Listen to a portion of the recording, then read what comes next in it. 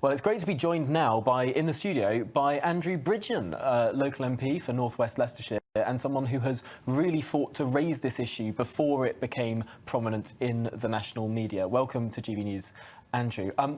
What's your initial response to this idea that these reports are suggesting this is still going on, despite all the media attention, despite all of the initiatives? Well, I'm well aware of these reports.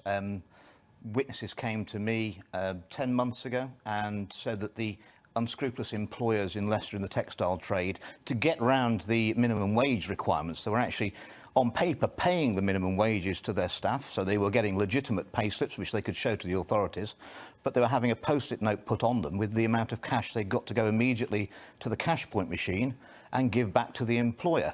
And they were also paying the staff 6 weeks in arrears. So if the staff didn't comply with their demands, their extortion of their money, they just didn't pay them the last 6 weeks' wages. And that's how they were getting round the minimum wage requirements. So the exploitation is still going on. They've just found another conduit for it.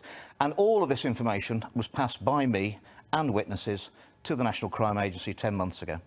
And it's still going on, particularly amongst some migrant communities. Am I right in saying that these are the people that are being exploited by Well, there's two levels of employers? exploitation. You've got your legal workers, British citizens who are legally allowed to work here, and they're being exploited by having to return a large proportion of their wages in cash to their employer. And then, of course, you've got the illegal workers who've got no right to work here in the black market. They would be the asylum seekers who've failed their final appeal. They'll abscond, and also visa overstayers, and they will be treated actually even worse. They're on about £3.50 an hour cash in hand.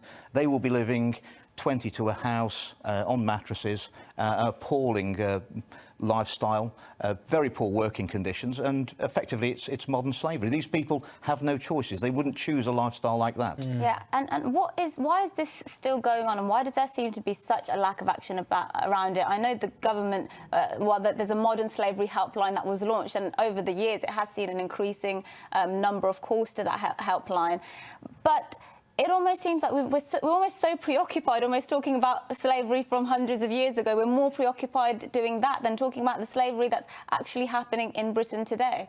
Well, the facts are, Mercy, there are actually probably more people in conditions of modern slavery today than have ever been in slavery. This hasn't gone away, it's just changed. And of course, as we're a prosperous country with a minimum wage, a legal minimum wage, there's huge incentive for unscrupulous employers to undercut that. And one of the big problems is that these illegal and immoral employers are actually putting legitimate businesses who are doing the right thing by their staff out of business. And it's got to be found out, it's got to be stopped. It's like a cancer spreading in the city of Leicester. It's predominantly in the garment industry. And you've got systemic failure of all the protections for those vulnerable workers. It's failed in the city, and a lot of the blame must go to the Labour Party.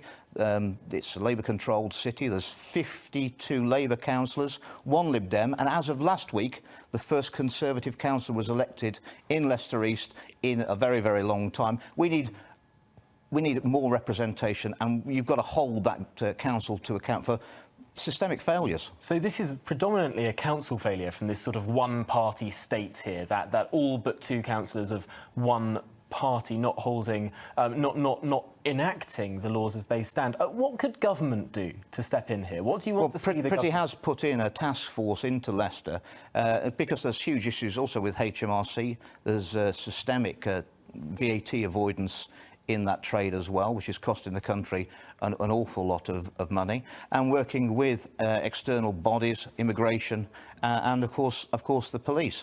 But this has gone on the local police and the fire brigades watch. They haven't inspected these buildings. There's no fire regs, there's no fire escapes, they're locked. These are unsafe buildings. A lot of the factories actually are in condemned buildings, and when you ask the council, how can anyone work in a building where the windows are all bricked in and there's cardboard pushed against the inside? They say, well, we never get any complaints from those buildings. That's no excuse. Everyone knows in Leicester what's going on, and someone's got to take responsibility for it. So harsher penalties, what can they do? Harsher penalties for the people who have found out, more investigations into those buildings? I mean, what needs to be done to actually get on top of the problem? Well, we need to find out who's failed to do their duty to protect citizens from exploitation. It has been going on for a very long time. It's Leicester's dirty secret, and it's not a secret anymore. No, well, thank you very much for bringing it up here. While we've got you, I'm interested to talk about another story that hasn't really been that well reported, and that's, of course, the Member of Parliament for Leicester East, someone I know that, Mercy, you're not a particular fan of, and we spoke about... Is anybody? I'd be surprised if anybody is. This is, of course, Claudia Webb, formerly a Labour MP, now an independent, as she's suspended from the party, facing trial. Is it next week? Is it next month? No, it's in September, to the end of September. Well, it's the Leicester East is where all the sweatshops are located that I've found. Obviously, the former member for Leicester East was Keith Vowes. He was the MP there for 33 years. He was chairman of the Home Affairs Select Committee. How couldn't he have known about this Labour exploitation, widespread, endemic within his constituency? I don't think he ever raised this issue once. And quite worryingly, I think that there are speculations that were Claudia Webb to be found guilty at her trial and was recalled, that Mr Vowes is planning his return to Parliament, which doesn't bear thinking about.